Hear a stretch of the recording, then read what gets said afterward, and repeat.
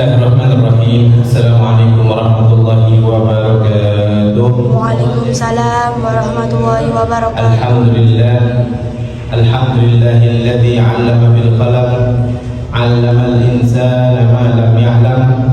Wassalatu wassalamu ala sayyidina Muhammadil khatimin nabiyyin wa ala alihi wa sahbihi wasallam. Amma ba'du. Faqala rabbi shrah li sadri wa yassir li amri wahlul 'uqdatam min lisani yafqahu qawli. Rabbi zidni 'ilma warzuqni fahma bi rahmatika ya arhamar rahimin. Nawaina ta'alluma wa ta'lim wa tadhakkura wa tadhkir wal naf'a wal intiba' wal ifadata wal istifada wal hasa ala tamassuki bi kitabillahi wa sunnati rasulih wa du'a ila al-huda wa dalalata ala al-khair ibtigha'a wajhillahi wa mardatihi wa qurbihi wa thawabihi subhanahu wa ta'ala.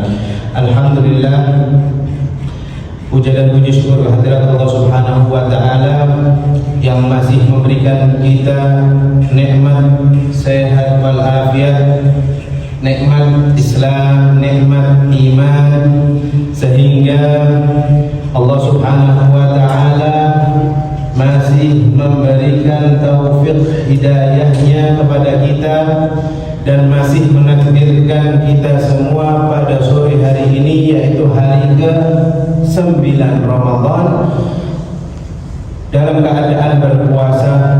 Mudah-mudahan Allah subhanahu wa ta'ala memberikan kepada kita semua hidayahnya ini hingga akhir hayat kita nanti. Amin Allahumma amin. Salawat serta salam semoga selalu tercurahkan kepada Nabi kita Muhammad sallallahu alaihi wasallam, yang karena beliaulah kita bangga menjadi umatnya, kita bisa meniru suri tauladan akhlaknya. Hadirin jamaah Masjid Al-Khair yang dimuliakan oleh Allah, tidak lupa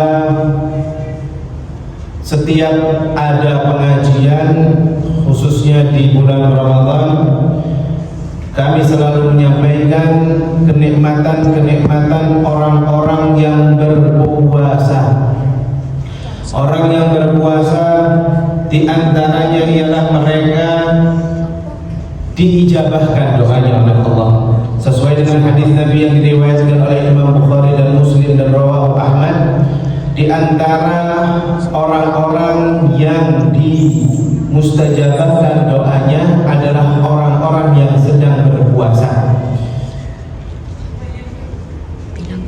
Dan ketika seseorang sedang berpuasa itu, minimal ketika sebelum dia memasukkan makanan ke dalam mulutnya ketika iftar, ketika adzan maghrib, dia berdoa kepada Allah matasya, apapun doanya.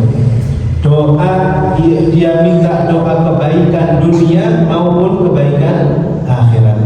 Kebaikan dunia, seandainya seseorang ingin menjadi orang yang kaya, murah rezekinya, diberikan keturunan yang soleh dan soleha, diberikan prestasi yang luar biasa dalam pekerjaannya, maka ketika seseorang berdoanya di momen sebelum dia berbuka puasa, maka insya Allah pasti Allah akan ijabahkan. Itu dunia. Kebaikan akhirat, pastinya kita ingin masuk ke surganya Allah, dan surganya Allah itu banyak, maka mintalah kita ke surga Firdaus, karena di surga Firdaus lah seseorang bisa berjumpa dengan nabinya, yaitu Nabi Muhammad SAW. Apakah ada orang-orang yang masuk surga tapi tidak melihat Nabi Muhammad? Ada. Mereka yang masuk surga tapi martabat surganya itu lebih bawah, lebih rendah daripada surga Firdaus. Makanya kalau surga Firdaus ini dijadikan rebutan, maka sudah sepatutnya setiap kita berdoa, kita mintanya doa agar dimasukkan ke surga Firdaus atau Jannatil Firdaus. Lalu kemudian itu adalah kebaikan orang yang berpuasa. Bagaimana dengan orang-orang yang ketika mendapati bulan Ramadan tapi dia dengan sengaja tidak puasa? Maka disebutkan di berbagai riwayat, bahkan para imam Syibli bahkan mengatakan orang yang dengan sengaja tidak berpuasa di bulan Ramadan, maka dosanya melebihi berzina dan minum minuman keras. Na'udzubillah min dzalik. Disebutkan di sebuah wilayah, di sebuah riwayat, orang yang minum minuman keras di dunia, nanti di akhirat dia tidak akan nanti di surga, maksudnya dia tidak akan minum minuman keras. Loh, apakah minuman keras di surga itu diperbolehkan? Diperbolehkan, halal. Barang siapa, disebutkan di sebuah riwayat yang kami dapatkan dari guru-guru kami, barang siapa yang di dunia dia dengan sengaja minum minuman keras, seteguk saja, maka di akhirat dia tidak akan minum minuman keras yang halal yang disediakan di surga oleh Allah Subhanahu wa Ta'ala. Berarti ini artinya apa? Penyesalan yang sangat. Alhamdulillah. Maka mudah-mudahan Allah Subhanahu wa Ta'ala memberikan kebaikan kepada kita semua, kepada saudara-saudara kita di luar sana. Semoga Allah berikan hidayah mereka yang mungkin masih Allah belum berikan hidayah untuk berpuasa. Mari kita doakan, karena Nabi kita Muhammad SAW tidak pernah putus doanya kepada mereka, kepada hamba-hambanya, yang mungkin masih berbuat dosa. Dan ma'asyiral hadirin, Nabi kita Muhammad SAW adalah makhluknya Allah yang sangat luar biasa. Ketika beliau sedang sakaratul maut, tidak menyebut nama anaknya, tidak menyebut nama istrinya, tidak menyebut nama sahabatnya, tapi beliau hanya menyebut nama ummati. Allahumma sholli ala Muhammad. Kurang baik apa Nabi kita Muhammad SAW melihat umatnya yang mungkin kita umatnya berbuat zalim, berbuat jahat, berbuat maksiat, tapi kita pengen diakui oleh beliau Nabi kita Muhammad SAW. Maka jangan sampai Nabi kita Muhammad sudah mengingat kita, tapi kita berbuat zalim, membuat hati beliau sedih. Perlu diyakini dan wajib kita yakini, disebutkan di dalam hadis yang sahih, Rasulullah SAW bersabda, sesungguhnya kami para nabi itu hidup. Meskipun sekarang jasad beliau tidak ada, ya, jasad beliau wafat, akan tetapi Nabi Muhammad SAW itu hidup sampai hari kiamat, dan para anbiya dan seluruh para nabi hidup di alam kuburnya. Bagaimana? Apakah bisa dengan logika kita berpikir bahwasanya beliau para nabi sedang makan, minum dan lain sebagainya seperti kita? Tidak bisa, ya. Tapi wajib kita yakini. Makanya ketika seseorang sedang berziarah ke Madinah Al-Munawwarah, ketika seseorang sedang berjumpa dengan Nabi Muhammad SAW, mengucapkan salam di Subah, di depan makam beliau, kita nggak boleh ngomong kuburannya Nabi. Kita sopannya, adabnya, akhlaknya, kita menggunakan kalimat maqam, ya. Ketika seseorang, sebutkan di hadis yang sahih, barang siapa yang melintasi maqamku, ya, lalu dia mengucapkan assalamu alayka ya Rasulullah, assalamu alayka ya Habibullah, assalamu alayka ya Safwatullah, maka sesungguhnya aku menjawab salamnya, aku mengetahui siapa dia dan siapa kedua orang tuanya. Allahumma sholli ala Muhammad. Maka jangan sampai kita berbuat maksiat, berbuat dosa, tapi kita ini masih pengen diakui oleh Nabi Muhammad. Maka mudah-mudahan di momentum bulan Ramadan tahun ini kita tergolong hamba-hamba Allah yang bisa bertaubat, taubatan an-nasuha. Amin Allahumma amin. Kemudian di ayat selanjutnya di surat Al-Kahfi ayat 41, Allah Subhanahu wa Ta'ala berfirman, "Au yusbiha ma'uha ghawran falan tastati'a lahu talaqa." Ya. Wa uhita bihadrin wa uhita bi thamarihi fa asbaha yuqallibu kaffayhi 'ala ma anfaqa fiha wa hiya khawiyatun 'ala urushiha wa yaqulu ya laitani lam usyrik bi rabbi ahada. Di ayat 41 ini Allah berfirman yang artinya au yusbiha ma'uha ghawran, atau airnya itu menjadi ghawran, menjadi surut, falan tastati'a lahu talaqa, maka engkau tidak akan dapat padanya menemukan air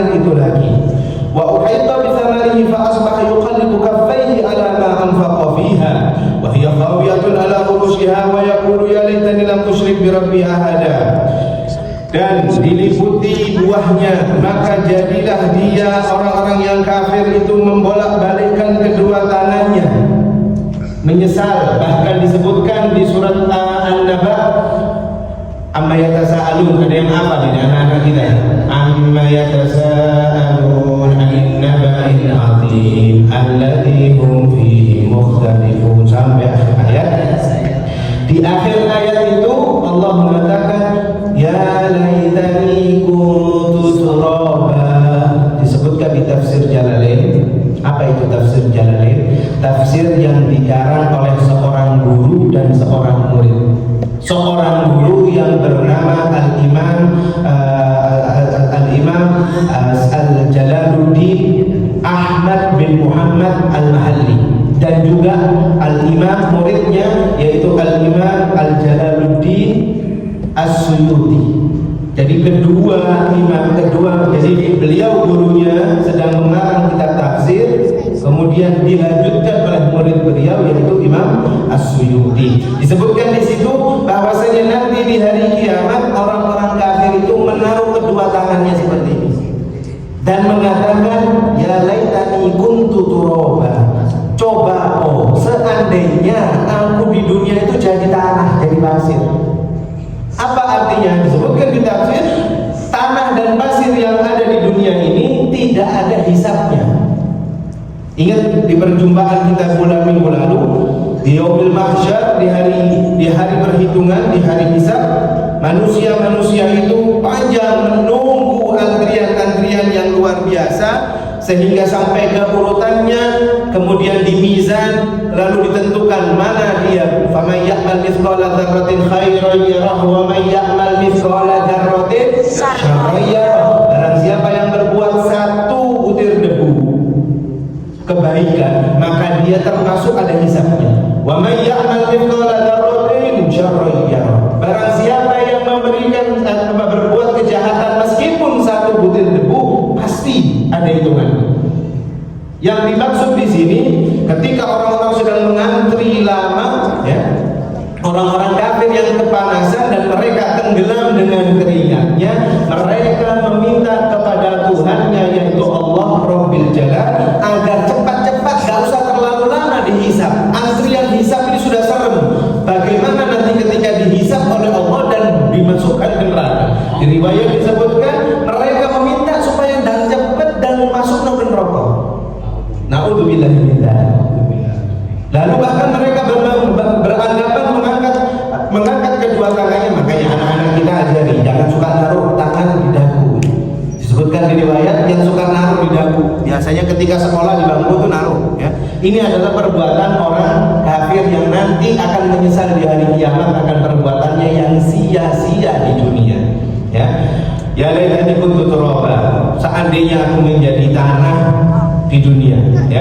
Alhamdulillah min dzalik. Lalu kemudian di ayat ini, ayat 41 dan 42, Allah Subhanahu wa taala menceritakan tentang cerita seorang saudara, ya. Saudara dua orang Yahudi dari kabilah Makhzum yang berbeda prinsip, yang mana disebutkan oleh Imam Al-Qurtubi ayat ini bahwasannya ada dua saudara bernama, yang satunya bernama Yahuza, ya.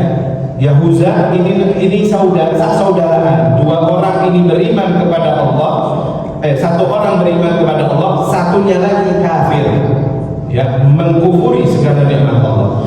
Yang beriman kepada Allah namanya Yahuza, dan yang kafir namanya Furtus.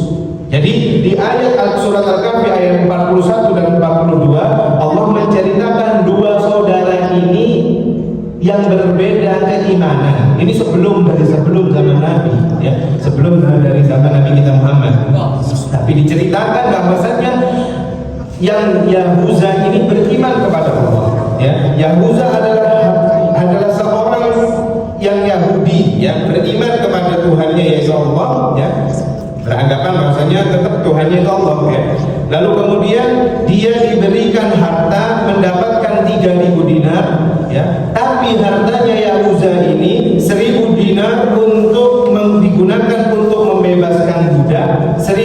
dinarnya lagi untuk membelikan pakaian orang-orang yang lapar, 1000 dinarnya lagi dibelikan untuk makanan-makanan orang-orang yang miskin. Jadi Yahuza punya harta waris 3000 dinar, tapi 3000 dinar ini 1000-nya untuk memerdekakan budak, 1000-nya lagi untuk memberikan makan orang-orang yang fakir, dan 1000-nya lagi, 1000 dinarnya lagi diberikan untuk pakaian orang-orang yang kafir, orang-orang yang miskin.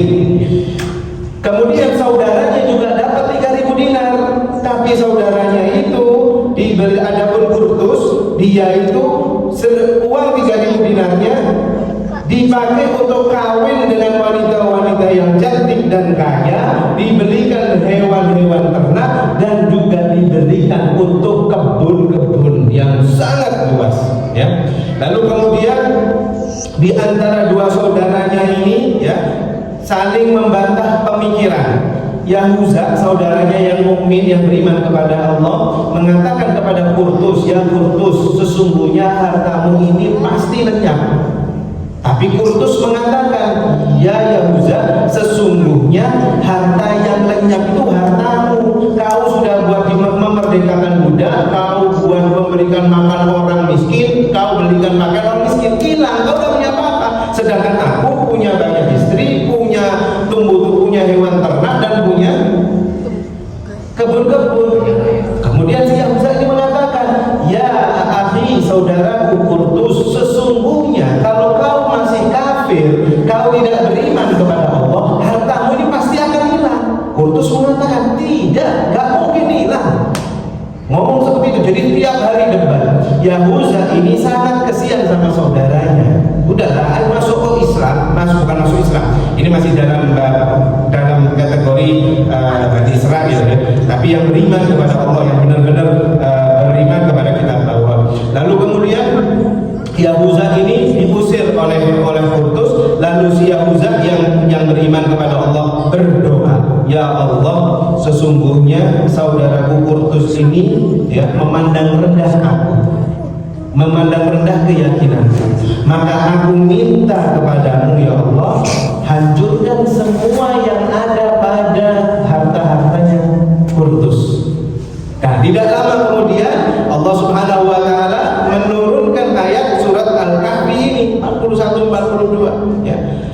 Lalu di ayat 43 selanjutnya Allah mengatakan, "Wala takun lahu fi'atun yansurunahu min dunillah wa ma kana muntasira. Hunalikal walayatu lillahil haqq huwa khairun thawaban wa khairun uqba." Yang mana artinya, dan harta kekayaan dibinasakan oleh Allah, ya. Ayat 42 ini mengatakan, dan harta kekayaannya dibinasakan. Berarti hartanya siapa ini? Hartanya Kurtus tadi, ya. Hartanya saudaranya Yahuza ini. Lalu dia dibolak, lalu si siapa namanya? Si Kurtus setelah melihat kebunnya hancur, kebunnya yang tadinya hujan, lalu kemudian hujan itu berhenti, tidak ada sama sekali air yang turun dari langit, dan kemudian terbakarlah dengan sangat besar, ya. Lalu hancurlah, disebutkan di sini ayat 42, Allah menghancurkan semuanya. Bahkan Allah juga menghancurkan pohon-pohon inabnya, ya. Pohon inab itu pohon anggurnya.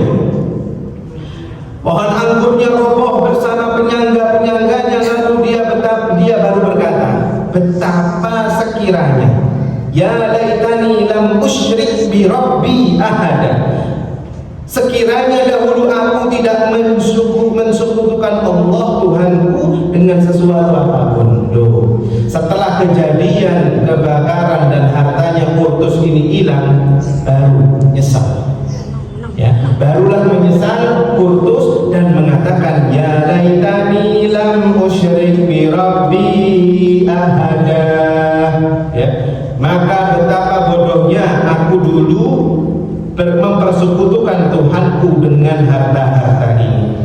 Maka para ahli mufassir mengatakan bahwasannya di ayat 42 ini, ya, wahid yang mana artinya bahwasannya seseorang sedikit maupun harta yang banyak pasti akan hilang. Ya, artinya dari para ahli mufassir mengatakan bahwasanya orang-orang yang memang memandang tinggi, ya, membanggakan akan harta dan tahta jabatannya di dunia, lambat, ya, cepat maupun lambat pasti hilang.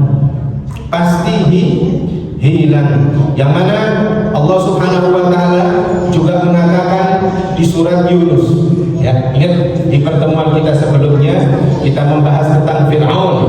Allah Subhanahu wa taala mengatakan di surat Yunus ayat 90, wajawazna bi bani Israil al-bahra fattaba'hum fir'aun wa junudahu baghyan wa adwa hatta idza adrakahu al-gharq qala amantu annahu la ilaha illa alladhi amantu bihi banu Israil wa ana minal muslimin. Surat Yunus ayat 90. Ini menceritakan tentang Fir'aun yang mana ketika Bani Israel aku takdirkan melintasi laut.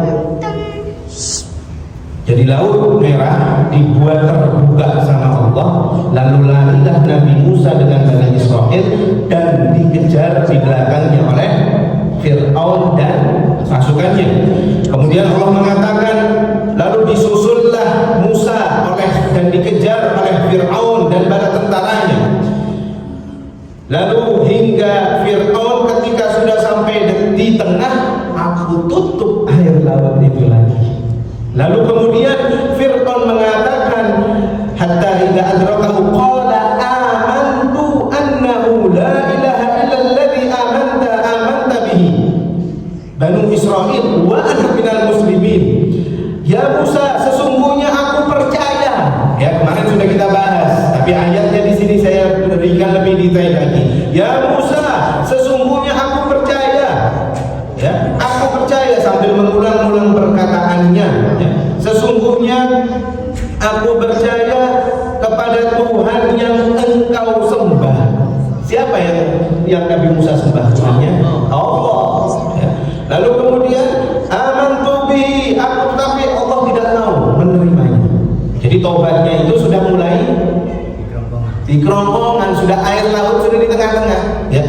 Kemudian malaikat Jibril menyumbat mulutmu Fir'aun dengan lumpur lautan. Ya.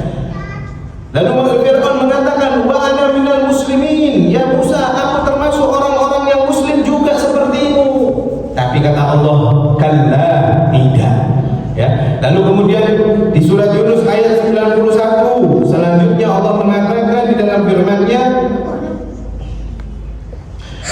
ala al-ana wa qad azaita qabla wa kuntum minal mufsidin. Apakah sekarang baru kamu percaya padahal sesungguhnya kamu telah durhaka sejak dahulu dan kamu termasuk orang-orang yang buat kerusakan. Tuh, sudah sama Allah, sudah dijawab oleh Allah setelah Fir'aun sudah bertaubat.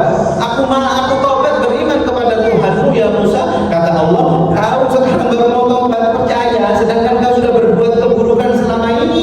Lalu kemudian ayat 91 itu Allah turunkan. Lalu di ayat 92 Allah lanjutkan dalam firman-Nya, fal yauma nunajjika bi badanika litakunu liman khalfaka ayah wa inna katsiran minan nasi an ayatina laghafilun. Maka pada hari ini kami selamatkan, kami keluarkan jasadmu, badanmu ya Fir'aun, ya kata Allah, supaya dijadikan pelajaran untuk generasi-generasi sesudah. Ya. Lalu kemudian disebutkan di riwayat Imam Ibnu Abbas, ya, Bani Israel yang musuhnya Nabi Musa itu sih gak percaya Fir'aun mati. Masih gak percaya padahal sudah jelas-jelas bahwasanya Fir'aun tenggelam. Allah menyelamatkan, pakai Bani Israel masih musuh ya sampai saat ini Israel, ya. Ini termasuk turunan Israel, tapi ini yang Zionis yang sekarang sedang memerangi Palestina ini. Yahudinya sedang apa? Yahudinya Zionis, ya, yang ekstrim. Mereka setelah diselamatkan oleh Allah, Bani Israel ini selamat sama Nabi Musa, tapi setelah Nabi Musa mengatakan Fir'aun telah tenggelam dan mati, beberapa di antara mereka mereka gak percaya. Sampai disebutkan di ayat surat Yunus ini, sampai-sampai ditafsir Imam Ibnu Abbas, sampai-sampai sebagian kaum Bani Israel ini nyemplung lagi ke dalam Laut Merah, nyemplung dan mencari jasadnya si Fir'aun. Dan subhanallah, memang benar perkataan Allah Subhanahu wa taala bahwasannya jasad Fir'aun masih Allah jaga dan sampai hari ini masih ada di Mesir, di kota Kairo, di museum. Monggo di Google dicari, dan foto-fotonya ada, HP kan sudah ada semua ya. Dilihat muka Fir'aun sesungguhnya, itu asli muka Fir'aun, dan sampai hari kiamat Allah bakal jaga. Supaya Allah jaga, supaya manusia-manusia setelah Fir'aun ini tidak ada lagi yang seperti Fir'aun. Itu hikmahnya. Jadi disebutkan di ayat ini, surat Yunus ayat 92, maka Allah mengatakan, sesungguhnya kebanyakan dari manusia itu setelah zamannya Fir'aun ini, mereka masih meragukan tanda-tanda kekuasaanku. Maksudnya manusia setelah Fir'aun masih banyak yang sombong, masih banyak yang memang mereka meragukan adanya Allah. Makanya Allah turunkan ayat 92 surat Yunus ini, aku jadikan abadi jasadnya, badannya sampai hari kiamat, supaya jadi pelajaran umat-umat setelahmu, setelahnya Fir'aun. Na'udzubillahi min dzalik. Dan kita bisa mengambil hikmah dari ayat surat Yunus, dari ayat 91 sampai 92 tadi, masyaallah hadirin. Karena sesungguhnya Allah sebenarnya tidak perlu memberikan contoh atau Allah memberikan gambaran. Allah berikan cerita kisah saja, itu sebenarnya itu sudah menjadi takut. Tapi ini kisahnya Fir'aun, Allah benar-benar tekankan, ingat, yang tidak mungkin aku ampuni dosanya itu dua, orang yang menyekutukanku dan orang yang ada di dalam dirinya butir, satu butir dari sombong. Sombong yang dimaksud, sombong kepintarannya, sombong keilmuannya, sombong kekuasaannya, sombong hartanya, sombong kelebihannya, semua.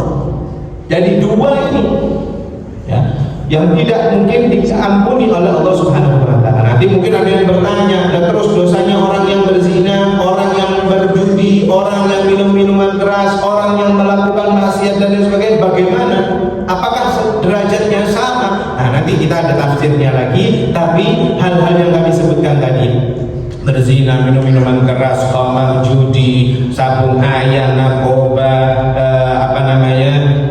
tidak membuka aurat dan lain sebagainya, itu semua termasuk dosa besar. Bagaimana dosa besar yang diampuni oleh Allah? Apakah diampuni? Menurut para ulama diampuni, tapi dengan syarat, dengan taubatan nasuha, bukan dengan taubat yang ketika sudah dia taubat nangis hari ini ben melakukan ini. Berarti sama dengan taubatnya tobat lombok, tobat cengeng, cabi ya. Ya taubatnya sudah pedes, wis mandek. Tapi ini wis mari hilang pedesnya, makan lagi, kasih sulam sambal lagi. Jangan sampai kita termasuk tobat-tobat cabi itu tadi ya. Kemudian masyaallah hadirin, di ayat surat Al-Kahfi tadi 42 ya. Melanjutkan kembali lagi dari surat Yunus, kembali lagi ke ayat 42 tadi. Walal musyrik bi rabbi ahada, ayat 43. Walam takul lahu fi'atun yansurunahu min dunillahi wa ma kana muntasira. Dan tidak ada lagi baginya segolongan pun yang dapat menolongnya selain Allah, dan dia pun tidak akan dapat membela dirinya. Nah, ini kembalinya ceritanya bukan ke Fir'aun, tapi ceritanya kepada dua orang saudara tadi. Siapa tadi? Dua orang saudara, Yahuza dan Qurtus. Yahuza ini diceritakan dua orang di surat Al-Kahfi ini. Yang Yahuza dua saudara ini Yahudi ya. Kemudian dia yang Yahuza beriman kepada Allah, yang Qurtus dia menduakan Allah atau tidak mempercayai Allah, kafir, mengkufuri segala nikmat Allah. Di ayat 43 ini disebutkan bahwasannya Allah menerangkan bahwa tidak ada segolongan orang pun yang sanggup menolong pemilik kebunnya Qurtus itu, baik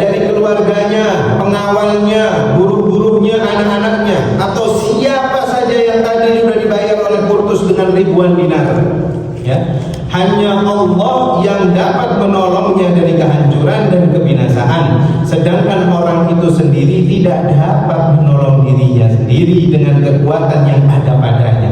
Jadi ini memberikan persepsi bahwasannya seluruh harta benda kita tidak mungkin bisa menolong kita kecuali kalau kita keluarkan di jalan Allah. Kalau orang sudah mengeluarkan hartanya di jalan Allah, berarti balasannya adalah pahala. Dan pahala itulah yang kita akan bawa di hari kiamat, di yaumil hisab. Dan ingat, pahala seseorang yang Allah sudah kumpulkan, yang sudah manusia itu kumpulkan di dunia, pasti akan dia petik di akhirat. Yakin. Anda melihat ada batu di tengah jalan, sampai singkirkan atau paku atau apapun yang menghalangi jalan, khawatir kena orang lain, disingkirkan saja. Itu kan sudah bukan famiyah menikola darroh, itu kan bukan darroh, itu batu. Itu pahalanya disebutkan di hadis Nabi Muhammad SAW yang sahih, yang Bukhari Muslim insyaallah, disebutkan orang yang sedang mengambil barang yang menghalangi orang jalan, ya, maka pahalanya satu buah surga, yang dimana orang di dalamnya itu bisa bergelantungan kayak ayunan gitu, jadi bisa ayun-ayun. Itu cuma gara-gara ngambil sesuatu yang menghalangi atau ada duri di jalan seseorang yang menyakiti orang yang jalan, ya. Maka bagaimana dengan pahalanya orang-orang yang khidmah? Bagaimana dengan pahalanya orang-orang yang menyumbangkan hartanya untuk iftar, ya, untuk makan-makan di masjid, atau untuk acara-acara yang apapun yang dikeluarkan di bulan Ramadan ini? Sungguh luar biasa. Tanpa kita hitung, otomatis sudah ada malaikat raqib dan atid yang menghitungnya, yang mencatatnya. Maka kemudian ma'asyiral hadirin, Allah Subhanahu wa taala di ayat 44 melanjutkan dalam firman-Nya, "Hunalika al-walayatu lillahil haqq, huwa khairun thawaban wa khairun uqbah." Di sana pertolongan itu dari Allah yang Maha Benar, Dialah yang memberi pahala terbaik dan pemberi balasan yang terbaik. Nah, ini barusan kita singgung ayat 43. Ya, benar-benar sini para ahli tafsir mengatakan benar-benar hanya Allah sendiri yang mempunyai hak dan kekuatan untuk memberikan pertolongan hamba-Nya. Ya, lalu akan tetapi pertolongan itu hanya diberikan kepada orang-orang yang beriman, yang percaya sama Allah, yang bukan Islamnya itu Islam KTP. Dia pengen diakui bahwasanya agamanya Islam, tapi dia tidak puasa, tapi dia tidak sholat, tapi dia tidak zakat, bukan. Tapi kata Allah di sini, orang-orang yang pasti Allah tolong adalah orang-orang yang memang beriman. Apa itu iman? Apa itu iman? Percaya akan adanya Allah. Setelah sudah percaya akan adanya Allah, melakukan semua yang Allah perintahkan dan menjauhi segala yang dilarang oleh Allah. Para ahli tafsir mengatakan akan tetapi pertolongan itu hanya diberikan kepada orang-orang yang beriman kepadanya, yang mensyukuri nikmatnya. Di surat Ibrahim Allah berfirman, "La in syakartum la azidannakum wa la in kafartum inna 'adzabi lasyadid." Jadi nanti di hari kiamat orang-orang yang ditolong oleh Allah, pertama orang-orang beriman, kedua orang-orang yang mensyukuri nikmat Allah. La in syakartum la azidannakum, barang siapa yang mensyukuri nikmatku, la azidannakum, pasti aku akan tambahkan nikmatnya. Wa la in kafartum inna 'adzabi lasyadid, apabila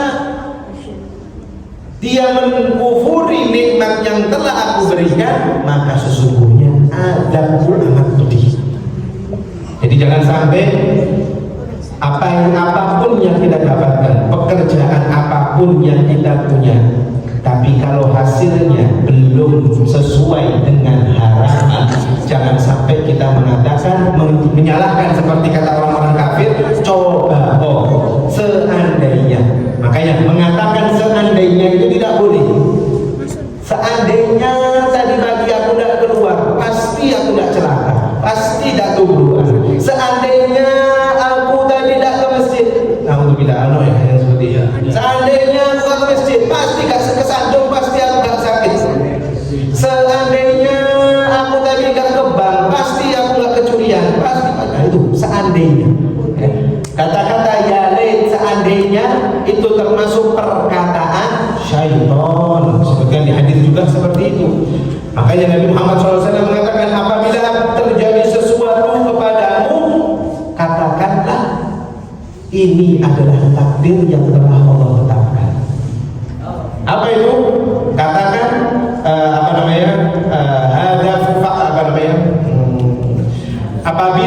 apabila telah diberikan cobaan kepada hamba Allah, maka katakanlah qadarallah ma syaa fa'al atau qadarallah ma syaa fa'al. Apabila terjadi sesuatu yang menurutmu tidak enak, bilang ini takdirku. Kalau bahasa Indonesianya, ini adalah takdirku. Selesai. Kalau kita tambahin coba, oh katanya, apabila, seandainya, itu termasuk kata-kata syaitan, dan itu juga termasuk perkataan orang-orang kafir yang disebutkan di surat Al-Kahfi ayat 42, ya laitani, seandainya lam usyrik bi rabbi ahada, seandainya aku gak mengkufuri nikmat Allah, pasti, katanya siapa tadi?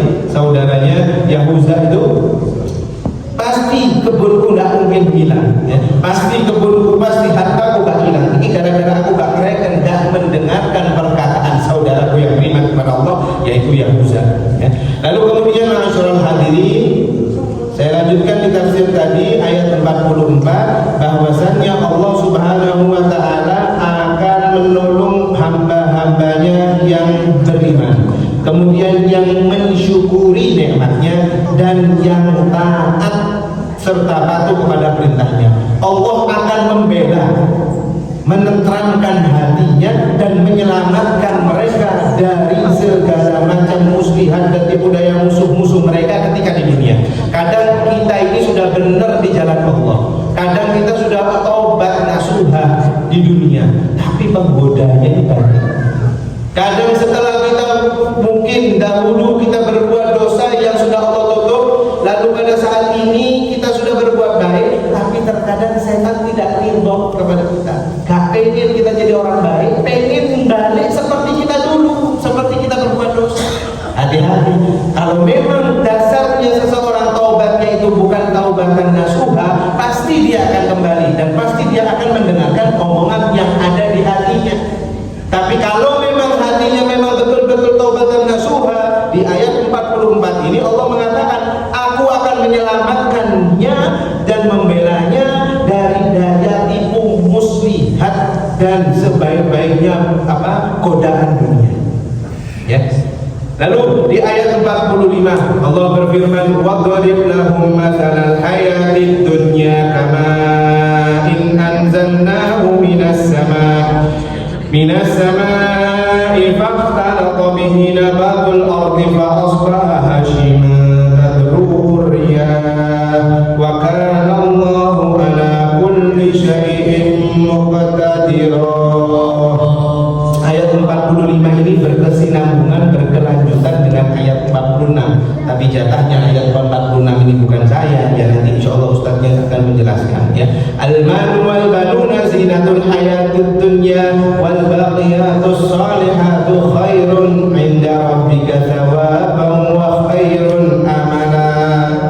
Jadi di ayat 45 Allah mengatakan, dan berilah, ya, dan buatkanlah untuk mereka, yaitu manusia, perumpamaan kehidupan dunia ini. Kehidupan dunia ini ibarat air hujan yang kami turunkan dari langit, dan sehingga menyuburkan tumbuhan yang ada di bumi. Kemudian tumbuh-tumbuhan itu menjadi kering dan diterbangkan oleh angin, dan Allah Maha Kuasa atas segala sesuatu. Menurut para ahli tafsir di surat Al-Kahfi ayat 45 ini, Allah mengumpamakan suasana kehidupan yang ada di alam dunia beserta segala keindahan dan kemegahannya ini secara berangsur-angsur lenyap. Jadi bapak, adik, mas, anak-anakku semua pernah melihat CCTV? Pernah melihat CCTV?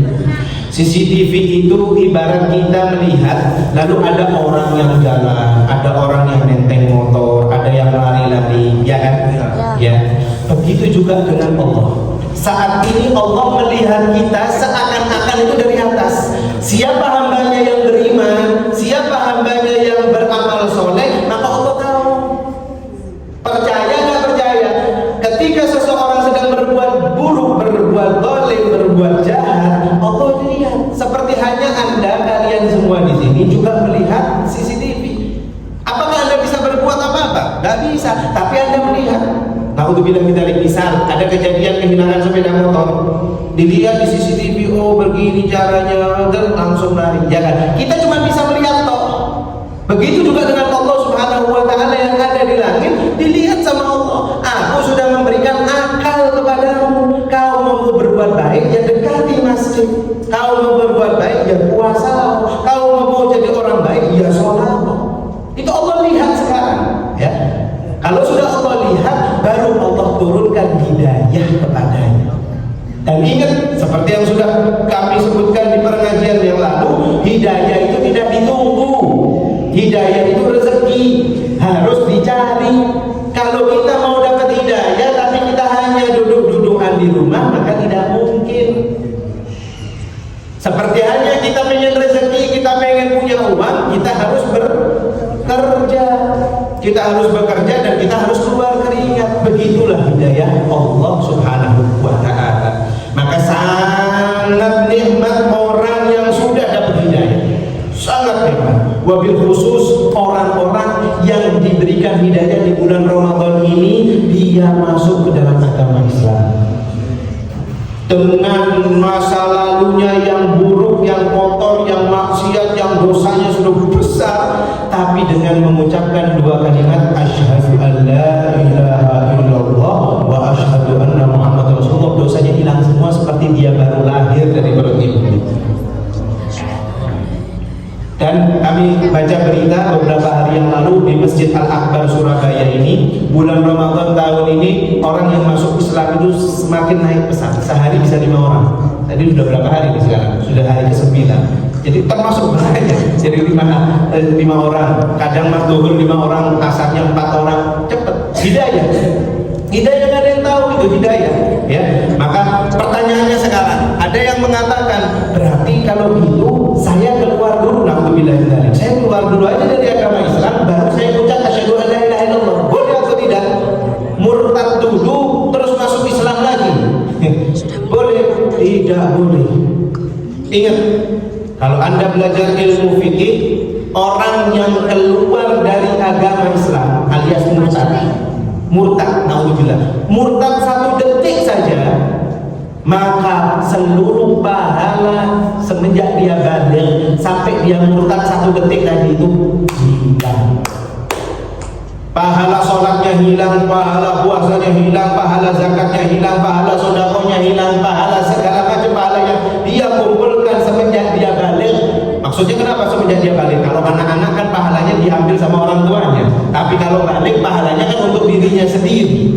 Maka semenjak orang itu murtad 1 detik saja, kemudian dia kembali ke agama Islam, hilang semua.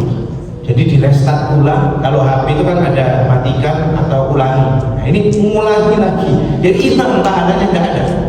Murtadnya seperti apa? Nah murtad yang dimaksud itu iman. Coba-coba. Aku apa metu agama. Na'udzubillah min dzalik. Apalagi yang sekarang ini lagi viral. Apa rebutan takjil dengan non Islam, ya kan? Kayak gitu. Dan yang non Islam aja di login suruh masuk ke agama Islam. Yang Islam hati-hati dengan iman. Kadang setan itu pintar di dalam hati membuat was-was. Ya apa sih murtad? Apalagi yang suka main HP, pusreng, apa mana itu bahasa ini, apalagi itu ya. Hati-hati, terkadang muncul iklan atau apapun itu yang membuat kita atau anak-anak kita tidak terkontrol dan dia naudzubillah min dzalik, anggap wajar dalam agama Islam itu, naudzubillah.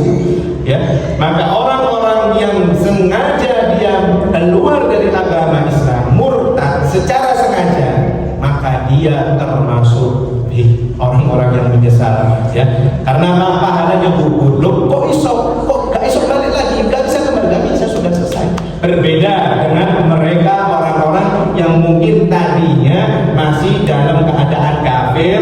ketika lahir orang tuanya kafir, tapi hidayah Allah datang, dia mengucapkan 2 kalimat syahadat, hilang. Itu loh rahmatnya Allah itu, subhanallah, kasih sayangnya Allah. Loh, berarti Allah tidak adil kalau seperti itu? Tidak. Allah seadil-adilnya pencipta kita kepada kita. Sangat adil Allah itu kepada kita. Orang kita minal aidin wal faizin ketika hari Idul Fitri, apa itu? Berguguran dosa kita. Seakan-akan kita apa?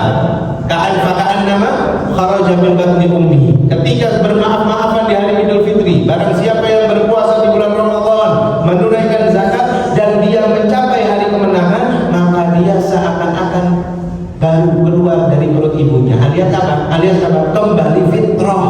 Gak usah pun. Naudzubillah dzalik. Ada sekarang anak-anak yang ya ini terkadang memang godaan hati, was-was itu luar biasa. Jangankan was-was seperti murtad, was-was sholat itu. Allah. Itu was-was. Orang yang takbiratul ihramnya Allahu Akbar. Allahu Akbar. Ini yang kedua ini takbiratul ihramnya tidak kehitung. Maka apabila seseorang usolli fardhal maghribi 3 raka'atin, Allahu Akbar. Allahu Akbar. Yang pertama itu sudah sah, tapi yang kedua para ulama fikih Syafi'i mengatakan yang keduanya itu tidak sah. Hati-hati. Berarti bagaimana? Yo baleni lagi, ulangi lafaz usolli fardhal maghribi 3 raka'atin ma'muman lillahi Allahu Akbar. Wajib yakin. Loh kenapa sih? Kok bisa ada was-was? Karena setan gak rela dari kita sholat khusyuk. Loh kenapa? Apakah Ramadan ini sholat masih ada orang-orang yang sholatnya was-was? Terkadang ya, terkadang ketika Ramadan was-was itu hilang. Terkadang. Kenapa? Ya karena setan lagi di neraka, di belenggu. Sebutkan di hadis yang sahih diriwayatkan oleh Imam Bukhari dan Muslim, idza jaa Ramadan, apabila datang bulan Ramadan, futihat abwabil jannah, dibuka lebar-lebar pintu surga, wa ghulqat abwabin nar, dan ditutup rapat-rapat pintu neraka, wa sulsilatis syayatin, dan setan-setan itu dibelenggu. Dibelenggu yang dimaksud apakah di kerangkeng, tangannya ditaruh di atas atau tangannya di belakang ini atau di depan? Wallahu a'lam. Para ahli tafsir tidak bisa menafsirkan hadis Nabi dibelenggunya setan itu bagaimana. Nah, bagaimana kalau di bulan Ramadan ini masih ada orang-orang yang masih melakukan perbuatan setan, padahal setannya sudah dibelenggu? Maka disebutkan para ulama, maka sifatnya setan tersebut sudah menempel sebelum Ramadan di dalam hatinya. Alhamdulillah.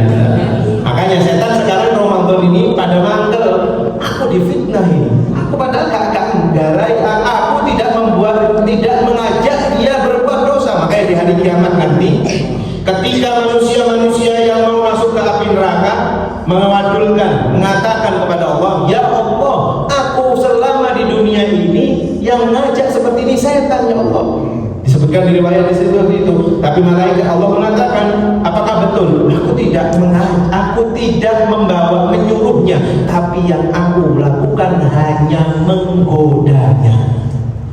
Jadi aku menggoda, dia mau, ya Allah, ya berarti ya sudah. Akhirnya bagaimana?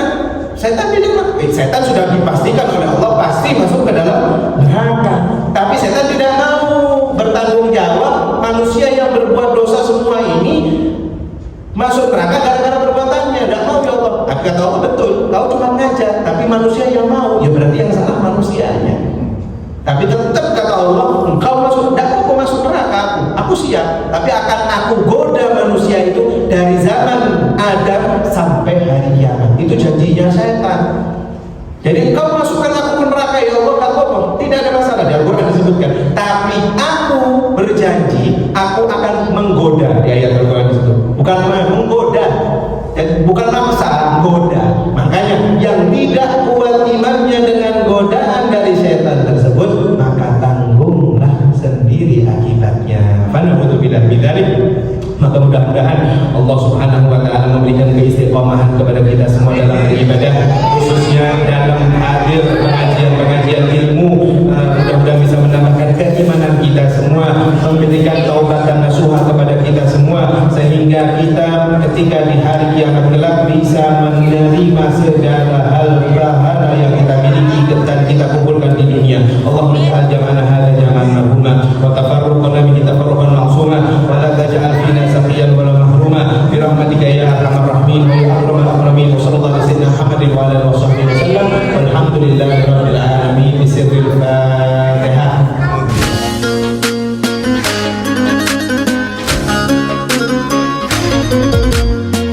اليادي اليادي اليادي يما العدو